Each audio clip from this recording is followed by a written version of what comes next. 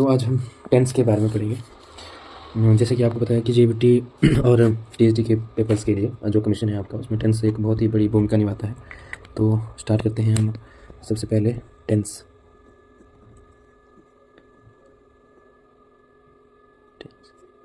ठीक है, टेंस क्या है, मतलब टेंस का, तो टेंस का मतलब है हमारा टेंस एंड टाइम है ना, इस पूरा चैप्टर। टेंस होता है जो चेंज होता है टाइम के अंदर, चेंज। ठीक है, टाइम होता है कोई पर्टिकुलर टाइम, जैसे 2 बजे हैं, 3 बजे हैं, 4 बजे हैं, 5 बजे हैं, ये टाइम हो गया है। ठीक है, जैसे संडे है टाइम है, यस्टरडे है टाइम है। तो जो टेंस होगा हमारा वो क्या है, बात आती है अब ये। ठीक है, अब मान लीजिए आप किसी काम को कर रहे हो, ठीक है, और करते जा रहे हो। ठीक है, तो एक तो होगा आपका पास्ट। पास्ट मतलब आपने यहाँ से काम स्टार्ट किया, जैसे स्टार्टिंग पॉइंट है, स्टार्ट किया, और यहाँ पर आगे भी होता जा रहा है। आप करते करते इस काम को यहाँ पहुँच गए जिस, तो ये हो गया आपका, जो ये पीछे वाला रह गया ये हो गया पास्ट आपका। अगर आप यहाँ पे अभी पहुँचे हो तो ये हो गया आपका प्रेजेंट। अगर मैं अभी को इस वीडियो को बना रहा हूँ, कभी आगे फ्यूचर के बारे में सोच रहा हूँ कि भाई फ्यूचर में मेरी वीडियो फेमस हो जाए, तो वो हो गया मेरा फ्यूचर, आगे को। प्रेजेंट से आगे हो गया फ्यूचर।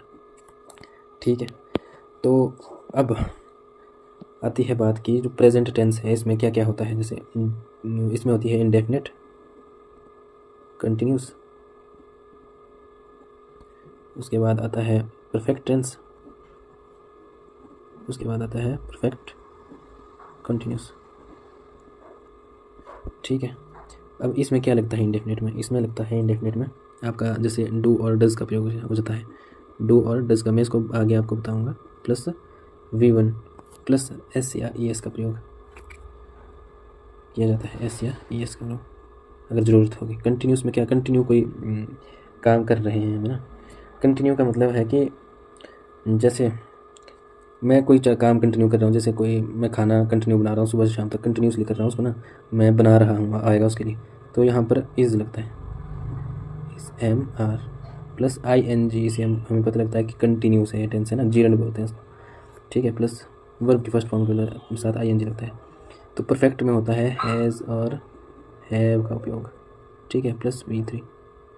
और इसमें क्या होता है, हैज़ और हैव के साथ बीन लगता है।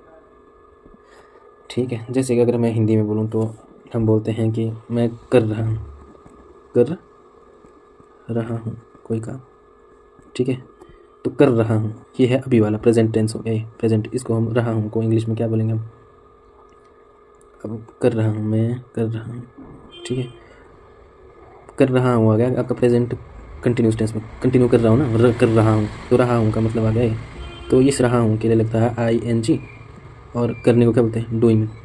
डूइंग मैं आई, ठीक है, I am doing this work, इस काम को, मैं इस काम को कर रहा हूँ ना, इस काम को कर रहा हूँ, doing this work, this work. ठीक है, अब ये हो गया आपका कंटिन्यूस टेंस। ठीक है, अगर यहाँ पर करता हूँ होता, तब होना था हमारा ये प्रेजेंट में, प्रेजेंट इंडेफिनिट होता है। ठीक है, तो इसके साथ क्या लगता है, प्रेजेंट इंडेफिनिट की होगी हमारी V1 आएगी, वर्ब की फर्स्ट फॉर्म आएगी। जैसे कि प्ले, प्ले है PLAY, प्लेड, प्लेड, तो ये है V1, वर्ब की फर्स्ट फॉर्म आई है। V2 होती है, ये आ गया पास्ट का सेंटेंस में, V3 भी हमारा पास्ट में आ जाता है। तो V1 है हमारी, V1 आएगी कब आएगी, जब प्रेजेंट में काम होता है। ठीक है, जैसे मैं खेलता हूँ, मैं खेलता हूँ, तो ये खेलता ता है लगा ना यहाँ पे, आई प्ले, आई प्ले। अब आई क्या है, सिंगुलर। ठीक है, अब ये क्या है, आई क्या है, ये है प्रोनाउन, प्रोनाउन है ना। अब हम अगर बॉयज़ लिखते हैं, बॉयज़ होता है नाउन, बॉय का बनता है बॉयज़, ये होने एक, ये होंगे बहुत। ठीक है, वैसे ही अगर ये नाउन अगर S लगा कर बहुत सारे होते हैं, तो वर्ब को अगर अगर एस लगाएंगे, अगर एस लगाते हैं तो ये क्या हो जाता है, सिंगुलर में हो जाता है। ठीक है, तो इसका मतलब प्ले है यहाँ पे, ये है वर्ब। वर्ब मतलब वर्ब होती है क्रिया, क्रिया मतलब खेलता। अब खेल, खेल को बोला गया प्ले, है ना। अब ता बनाना हमने खेलता हूँ, एक है तो एक के साथ एस लगेगा। आई एक है ना, एक आई प्लीज। मैं क्या खेलता हूँ, मैं क्रिकेट खेलता हूँ। ठीक है, तो इसका क्या लिखेंगे हम, तो इसमें क्या आएगा, आई प्लेज क्रिकेट, है ना। तो फिर आती है परफेक्ट की बारी, परफेक्ट की बारी आई। ठीक है, अब ये आया यहाँ से, स्टार्ट हुई कोई चीज़ यहाँ से। ठीक है, यहाँ पर ख़त्म होगी कोई चीज़। मैं यहाँ से मैंने स्टार्टिंग किया खेलना, टाइम हुआ था 4 बजे, तो ख़त्म किया मैंने 5 बजे खेलना, ख़त्म। ठीक है, इस टाइम जब हम प्रयोग करेंगे, ठीक है, इसमें करेंगे हम प्रयोग। अब चुका, मैं खेल चुका हूँ, जैसे मैं खेल चुका हूँ। ठीक है, अब इस चुका हूँ के लिए क्या क्या आता है, देखो ये हमें पता होना चाहिए। जैसे अगर तो प्रेजेंट में होगा, अभी हो रहा है ये काम, तब आएगा यहाँ पे हैज़ और हैव। ठीक है, और जो क्रिया लगेगी थर्ड फॉर्म, V3 मतलब वर्ब थर्ड फॉर्म। अगर होगा पास्ट में, तब लगता है यहाँ पे हैड प्लस V3। ठीक है, तो अब बात ये आती है कि भाई इस चुका हूँ के साथ लगता है हैज़ है। अगर चुका था, इसके साथ मतलब कि हैड लगता है, था इस हैड का मतलब हुआ था। ठीक है, मैं खेल चुका हूँ, मैं क्रिकेट खेल चुका हूँ, मैं क्रिकेट खेल चुका हूँ, ऐसा है वाक्य आई। ठीक है, मैंने बोला कि हैज़ और हैव लगेगा इसके साथ, प्रेजेंट के साथ। चुका हूँ लिखा ना, हूँ है मतलब प्रेजेंट, आई हैव, आई के साथ लगता है हमारा हैव।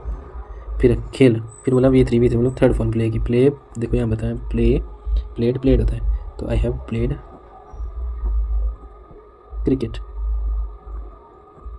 ठीक है, तो अगर इसको हमने पास्ट में ले जाना होगा तो इस हैव को ऐड कर दो, आई हैड प्लेड क्रिकेट, मैं खेल चुका था, मैं क्रिकेट को खेल चुका था।